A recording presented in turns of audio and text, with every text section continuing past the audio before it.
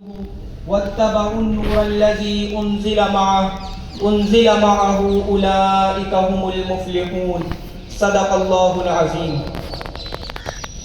حضرات گرامی، ابھی آپ نے کلام الہی سے سورۃ الاعراف کی آیات سنی اور یہ جانا کہ جو لوگ بھی اس نبی آخر پر ایمان لائیں گے، اس کی حمایت کریں گے، اس کا ساتھ دیں گے اور اس نور کا اتباع کریں گے جو اس نبی پر اتارا گیا، یہی لوگ کامیاب ہوں گے۔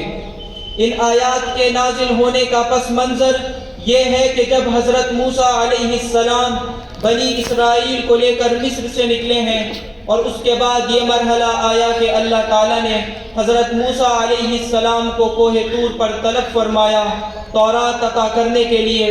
ان کی غیر حاضری میں ایک فتنہ کھڑا ہوا اور کچھ لوگوں نے سامری کے بنائے ہوئے بچڑے کی پرستش شروع کر دی۔ جب حضرت موسیٰ علیہ السلام واپس آئے اور انہوں نے یہ دیکھا تو بہت غضبناک ہوئے، اور پھر اللہ تعالیٰ کی طرف سے فیصلہ ہوا کہ 12 قبیلوں میں سے جن لوگوں نے بھی شرک کیا کہ ان قبیلوں کے 70 بڑے بڑے سردار اللہ تعالیٰ کے حضور میں حاضر ہوں اور توبہ و استغفار کریں اور اللہ سے التجا کریں کہ ہمارے لیے نیکی کا اندراج کر دے، دنیا میں بھی اور آخرت میں بھی۔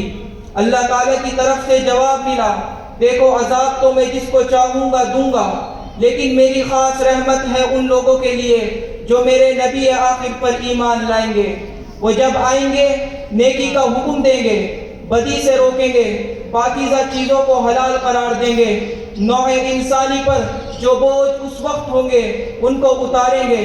جو وہ آئیں گے تو وہ لوگ ان پر ایمان لائیں گے، ان کی حمایت کریں گے، ان کی تعظیم و توقیر کریں گے، ان کا ساتھ دیں گے اور اس نور کا اتباع کریں گے جو ان پر نازل کیا جائے گا، یعنی قرآن کی پیروی کریں گے۔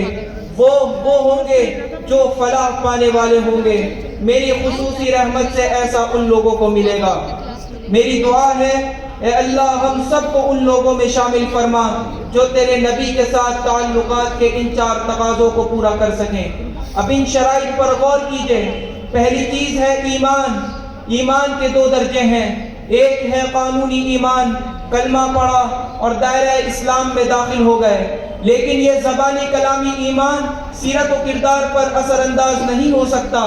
اللہ تعالیٰ سورہ حجرات میں فرما رہا ہے، اے نبی یہ بدو کہہ رہے ہیں کہ ہم ایمان لے آئے ہیں، تم ہرگز ایمان نہیں لائے ہو، یوں کہو کہ ہم مسلمان ہو گئے ہیں، ابھی تک ایمان تمہارے دلوں میں داخل نہیں ہوا ہے۔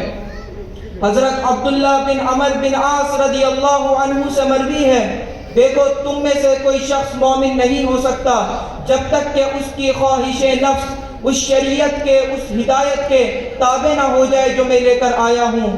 اگر عملاً تابع نہیں ہوئے تو حقیقتاً مومن نہیں ہوئے۔ حضور صلی اللہ علیہ وسلم فرماتے ہیں، خدا کی قسم فلاں شخص مومن نہیں ہے، خدا کی قسم فلاں شخص مومن نہیں ہے، خدا کی قسم نہیں ہے مومن فلاں شخص۔ صحابہ کانپ گئے، کون بدبخت ہے جس کے بارے میں فرمایا جا رہا ہے؟ آپ کا جواب سنیے اور غور کیجئے، وہ شخص جس کی شرارتوں کی وجہ سے اس کا پڑوسی چین میں نہیں ہے، امن میں نہیں ہے۔ کیسے الگ کریں گے اس ایمان کو اخلاق سے اور اخلاق سے ایمان کو؟ حضرت ابو ہریرہ رضی اللہ عنہ سے مروی ہے، دیکھو تم میں سے کوئی شخص مومن نہیں ہو سکتا جب تک کہ میں اسے محبوب تر نہ ہو جاؤں، اپنے باپ سے بھی، اپنے بیٹے سے بھی اور تمام انسانوں سے۔ غور کر لیجئے صورتحال یہ ہے یا نہیں ہے؟ محبت اس درجے کی، اطاعت اس درجے کی اگر نہیں ہے تو ایمان نہیں ہے۔ دوسرا حکم، ان کی تعظیم کریں، ان کی توقیر کریں۔ سورہ حجرات میں اللہ تعالیٰ فرما رہا ہے، اے ایمان والو کبھی اپنی آواز کو حضور کی آواز سے بلند تر نہ کر دو، مبادا تمہارے اعمال حذف ہو جائیں اور تمہیں خبر بھی نہ ہو۔ صحابہ کے لیے تو حکم ہو گیا کہ اپنی آوازیں پست رکھیں، ہم کیسے کریں؟ جواب ہے ہمارا ایک طرز عمل ہونا چاہیے۔ سورہ حجرات کی پہلی آیت کا مفہوم ہے قرآن اور حضور کے احکام کا ایک دائرہ ہے، اس کے اندر اندر رہو، اس سے باہر نہیں نکل سکتے، لیکن اس دائرے کے اندر ایک مرکزی شخصیت ہے جس کا حسن کردار، جس کا حسن سلوک، جس کی دل آویزی اور جس کا حسن اخلاق مرکز بن جائے تمام اہل ایمان کی توجہ کا۔ اللہ نے ان کے احترام کا یہ درجہ رکھا ہے، اگر یہ جذباتی وابستگی نہیں ہوگی تو امت کا شیرازہ بکھر جائے گا۔ ہو نہ یہ پھول تو بلبل کا ترنم بھی نہ ہو، چمن دہر میں کلیوں کا تبسم بھی نہ ہو، یہ نہ ساقی ہو تو پھر میں بھی نہ ہو، خم بھی نہ ہو، بزم توحید بھی دنیا میں نہ ہو، تم بھی نہ ہو، قوت عشق سے ہر پست کو بالا کر دے، دہر میں اس میں محمد سے اجالا کر دے، چشم اقوام یہ نظارہ ابد تک دیکھے، رفعت شان رفعنا لک ذکرک دیکھے۔ بہرحال ثنا محمد صلی اللہ علیہ وسلم ہم بیان کر ہی نہیں سکتے، یہ کام تو اللہ نے اپنے ذمے لیا ہے۔ ہاں ایک پہلو ایسا ہے جس کی حقیقت کسی حد تک ہماری سمجھ میں آئے گی۔ حضور صلی اللہ علیہ وسلم ایک انسان کی حیثیت سے کیا تھے، ایک باپ کی حیثیت سے آپ کا کیا درجہ تھا۔ جگر گوشہ رسول فاطمہ رضی اللہ عنہا فرماتی ہیں، یا رسول اللہ مجھے ایک غلام عطا ہو جائے، ہاتھوں میں گٹے پڑ گئے ہیں۔ فرمایا یہ دنیا ہمارے لیے نہیں ہے، میں تمہیں اس سے بہتر چیز دیتا ہوں، اور تسبیح ہے فاطمہ عطا کی۔ مگر بحیثیت والد کے سوچ کر دیکھیے دل پر کیا گزری ہوگی۔ والد کیسے تھے فاطمہ سے پوچھئے، ازواج مطہرات سے پوچھئے، حضور صلی اللہ علیہ وسلم کیسے شوہر تھے۔ خواتین کے حق میں نرم، گھر کے کام کاج میں معاون۔ غرض آپ انسان کی جس حیثیت کا بھی ذہن میں تصور کریں گے وہ ساری حیثیتیں محمد صلی اللہ علیہ وسلم میں موجود ہیں۔ محمد صلی اللہ علیہ وسلم حاکم ہیں، سپہ سالار ہیں، قاضی القضات ہیں، اولاد والے ہیں، بیویوں والے ہیں، امام ہیں، خطیب ہیں، مربی ہیں، مزکی ہیں۔ ہر میدان میں معراج آدمیت حاصل ہے محمد مصطفیٰ صلی اللہ علیہ وسلم کو۔ حب رسول کا تیسرا تقاضا آپ صلی اللہ علیہ وسلم کی مدد کریں۔